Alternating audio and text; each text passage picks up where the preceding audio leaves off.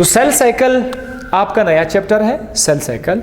और cell cycle के अंदर सबसे पहले मैं एक क्वेश्चन पूछना चाहूँगा कि सेल डिवाइड क्यों होता है। यहाँ आने से पहले कोर्स में लिखा हुआ है सेल साइकिल, छोड़ो उसको, पहले मतलब सेल डिवाइड क्यों होता है। आपके पास एक सेल है, उसके अंदर क्रोमोसोम्स की तादाद है, फर्ज करते हैं 10 क्रोमोसोम्स हैं। अब इसने अपने आप को डिवाइड करना है, एक है तो एक से इसने अपने आप को डिवाइड करना है, एक से ये हो जाएंगे 2, फिर ये 2 से 4 हो जाएंगे, फिर ये 4 से 8 हो जाएंगे, 8 से 16, ये सेल डिवाइड होते। क्यों, वाई, क्या जरूरत है सेल को डिवाइड होने की। बेचारा अपनी जगह पे पड़ी रही थी, सेल पड़ा रहा था अपनी जगह पर, तो उसको जरूरत ही क्या थी डिवाइड करने की। वाई,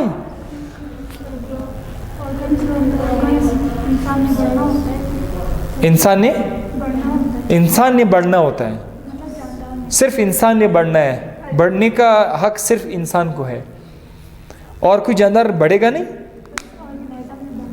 बढ़ेगा ना।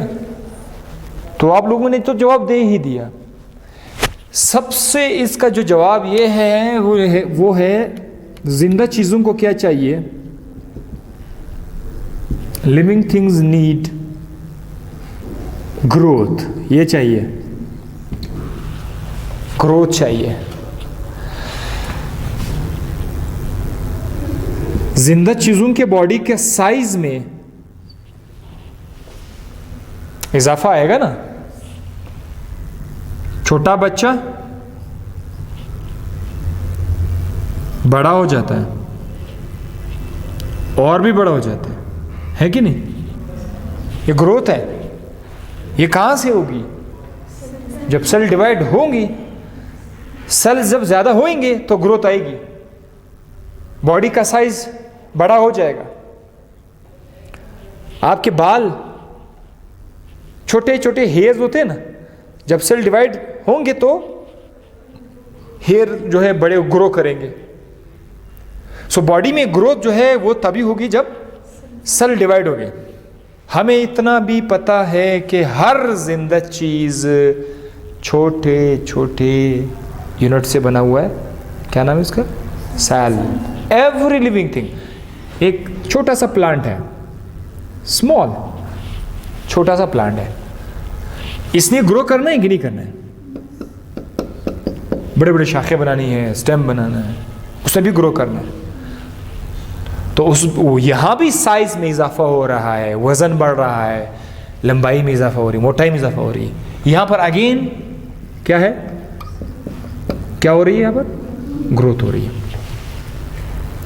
सो सेल इसीलिए डिवाइड होते हैं क्योंकि जिंदा चीज़ों को चाहिए ग्रोथ। ये एक जवाब था उसका, ठीक है, सेल डिवीजन का एक आंसर था, living things need growth.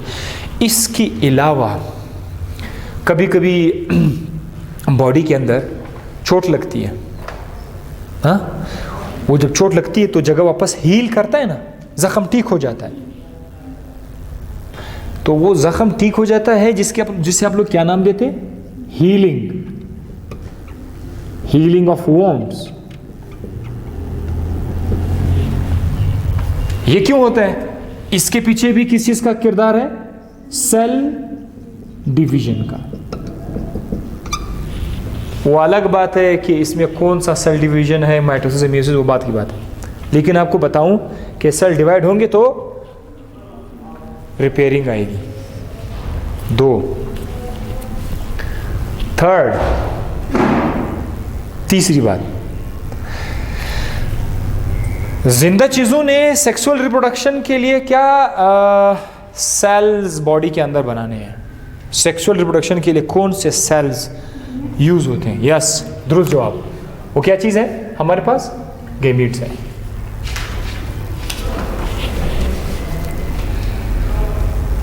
Gametes cell होते हैं, कुछ और चीज होती है, सेल्स ही होते हैं ना। अगर मेल की बात करें तो मेल के अंदर गैमीट को हम लोग क्या नाम देते हैं, स्पर्म। और स्पर्म खुद एक सेल होता है। इसी तरह फीमेल के अंदर अगर हम गेमीट की बात करें तो उसको हम लोग एग बोलते हैं। एग भी क्या है? एग भी सेल है। बस ये है कि इन सेल्स के अंदर क्रोमोसोम्स की तादाद बाकी जिस्म के सेल के मुकाबले में हाफ होती है। ये जो गेमीट है बॉडी में, इनको बनने के लिए भी हमें क्या चाहिए? सेल डिवीजन हमें चाहिए। सो सेल डिवीजन जो मैंने सवाल किया था कि एक सेल को डिवाइड क्यों होना पड़ता है, उसके पीछे जवाबात 3 है। एक, our body need growth, second healing, third we need gametes. So इसीलिए सेल डिवीजन होती है। अच्छा, अब इसके बाद मैं आपको बताऊंगा कि सेल साइकिल क्या चीज़ है। अब हम आपके कोर्स की तरफ आते हैं, जो आपके कोर्स में लिखा है वहीं पर आ जाते हैं। सो सेल साइकिल क्या है? सेल साइकिल मीन्स जब आपके पास एक सेल पड़ा हो, वो क्या करते हैं, वो किस तरह डिवाइड करते हैं? सबसे पहले वो एक स्टेज से गुजर जाते हैं, ठीक है, फिर एक और स्टेज से गुजर जाते हैं, फिर एक और स्टेज से गुजर जाते हैं। ये नहीं आंखें बंद करके बस सेल डिवाइड हुआ। स्टेजेस आती हैं, परेशान मत हो ना। स्टेजेस अभी मैं बताऊंगा कौन से स्टेजेस है, बट पहले जरा सोचिए, या सम स्टेजेस आ रहे हैं, वो चेंजेस हैं, वो तमाम के तमाम जो सेल के अंदर हो रही है। स्टेजेस भी है, आप चेंजेस भी बोलते हैं। ये तमाम के तमाम चेंजेस जो है, इन तमाम के तमाम चेंजेस के बाद जो है सेल अपने आप को क्या कर लेते हैं? डिवाइड कर लेते हैं अपने आप को 2 सेल्स में। यहाँ पर एक सेल एक था, क्या आया? फिर चेंजेस आई। आफ्टर चेंजेस सेल अपने आप को क्या करेगी? डिवाइड करेगी। कितने में? 2 में डिवाइड करेंगी। इन चेंजेस को हम लोग क्या कहते हैं? Cell cycle. So all the changes before the cell divide till the end of cell division, they are called as the cell cycle. अब हमने फोकस देना है इन चेंजेस को कि यहां पर कौन कौन सी चेंजेस आ जाती है। तो जब हम थोड़ा सा और आगे जाके देखते हैं, सेल साइकिल में बहुत सारे चेंजेस हैं। हमने उनको, उन तमाम के तमाम चेंजेस को 2 बड़े बड़े ग्रुप में डिवाइड किया हुआ है, 2 ग्रुप्स में। एक को हम लोग नाम देंगे interphase, one is called as interphase. दूसरे को हम लोगों ने नाम दिया डिवीजन फेज। कौन सा फेज? Division phase. ये 2 स्टेजेस हैं सेल साइकिल के। सबसे पहला है इंटरफेज।